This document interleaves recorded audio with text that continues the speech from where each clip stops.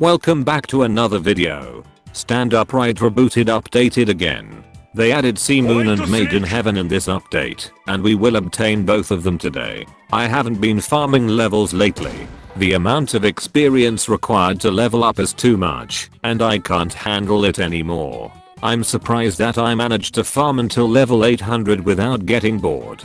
The worst part is that macros are now banned from the game, meaning I can't AFK farm levels anymore. I don't see the point of them adding this rule, especially when they won't add more quests into the game.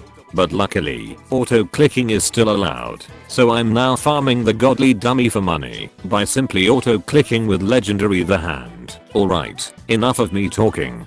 Let's get started with evolving Whitesnake to Sea Moon. Unfortunately, I couldn't get a legendary Whitesnake before this update.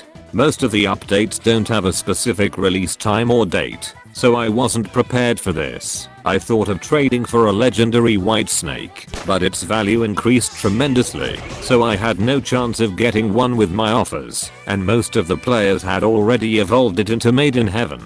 So I had to make do with a demon Whitesnake.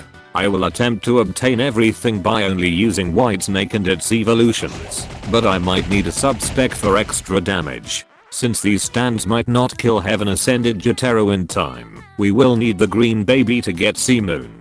We can get it by either clearing the level 80 lair, or waiting for one to spawn around the map. I don't know the spawn rate for the green baby, but I know it isn't very rare, and I can probably get one by just waiting for an hour. But let's try to get one from the lair before it spawns, so we can save some time. Something interesting about Whitesnake is that its skill tree had way more perks than just damage upgrades. It used to have perks that increased the duration of disc steal, making players unable to use their stand for a longer period. It also had perks that decreased the cooldown of Whitesnake's pistol. I can't believe the developers removed them for balancing reasons. So they probably forgot to add them into the game. Clearing the level 80 lair was easier than I expected. I thought I needed to kill all the mobs before fighting the boss, since I thought it was impossible to avoid them without autopilot, but it looks like I can still avoid them by dashing at the right time. I think I relied on autopilot too much to think something this simple can't be accomplished without it. Speaking of autopilot, why doesn't Whitesnake have it as well? I'm pretty sure that the developers forgot about it, since it's a stand that not many people use, but I still think it's good to update stands like Whitesnake with skills and perks, so they can still be decent for players to use. I got the green baby after 15 minutes. It's good that we got it before Jotaro spawned, since I highly doubt Whitesnake can deal enough damage to kill Jotaro before he despawns. Now we will use the green baby on Whitesnake to get Sea Moon. What is that? I don't know how to describe Sea Moon's face, but it looks funny. I might prefer this face over the normal one, since it fits this game more. There are a lot of skills for Sea Moon which I'm pleasantly surprised. Most of the skills have the effect of knocking the enemy high up in the air.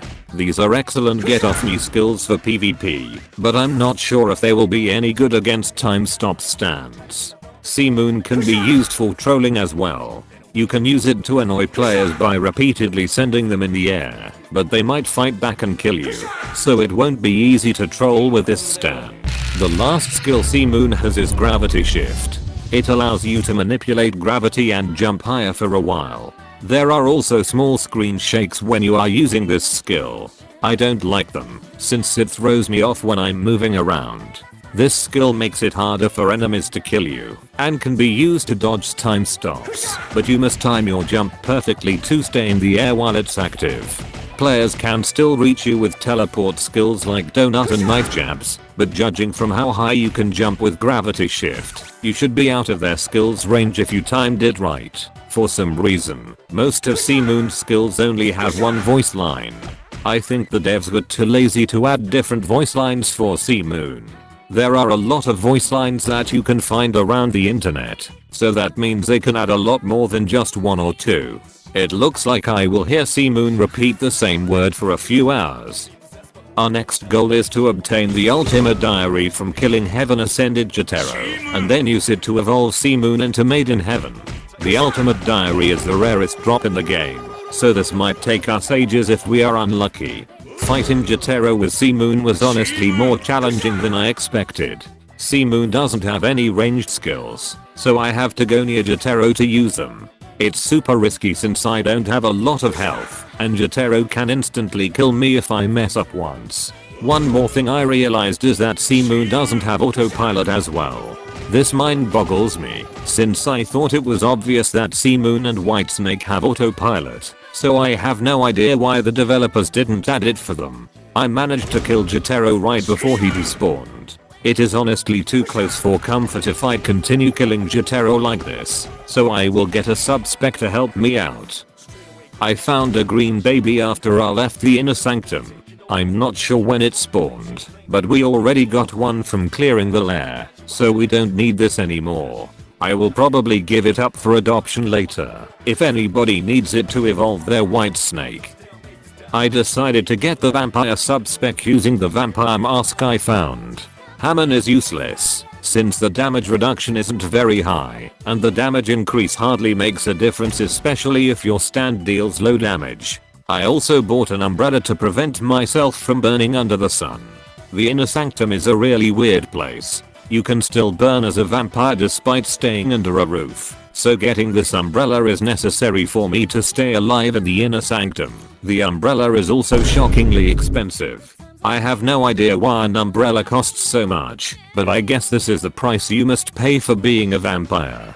I found a glitch where if you use gravity shift and jump high up into the air, you will still burn despite it being nighttime. Excellent game design, don't you agree? Killing Jotaro with the help of the vampire spec is significantly easier. I can use it to heal myself when I am low, and continue fighting him.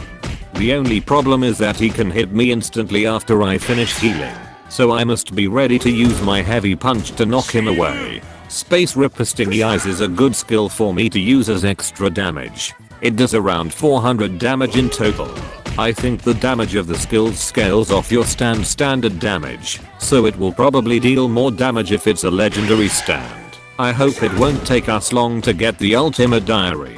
I thought of server hopping to find servers that Jotaro is about to spawn in, but I scrapped the idea, since C-Moon won't stand a chance against players using stronger stands to kill Jotaro, so I'd rather farm in a private server without any competition for challenges like this. While you are watching me getting a few cursed orbs from Jotaro, please consider leaving a like and subscribe if you made it this far into the video.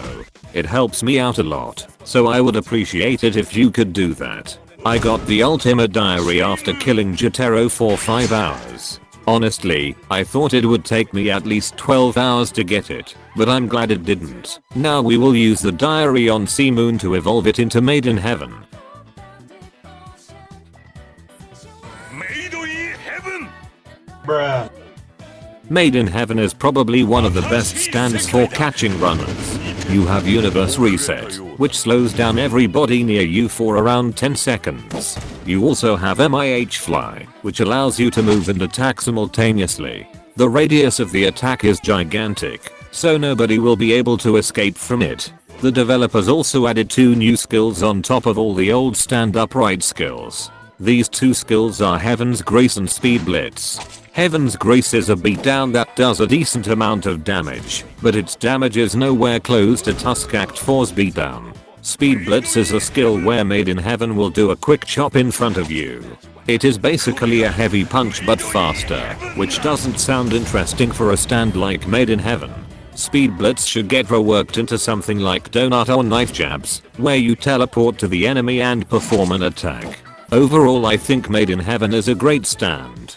Some people might say that it has terrible animations and design, but keep in mind that everything in this game is very old, so adding a detailed stand with flashy skills will make it look out of place and completely ruin the game's old vibe, which I think it's something most players wouldn't want. It took us around 6 hours to obtain Made in Heaven, and I think it's pretty worth it. I will be giving this stand away in my Discord server. It will be linked in the descriptions and comments below. Consider leaving a like if you enjoyed this video. Subscribe to my channel to not miss out on any of my uploads. I shall see you in the next one. Goodbye.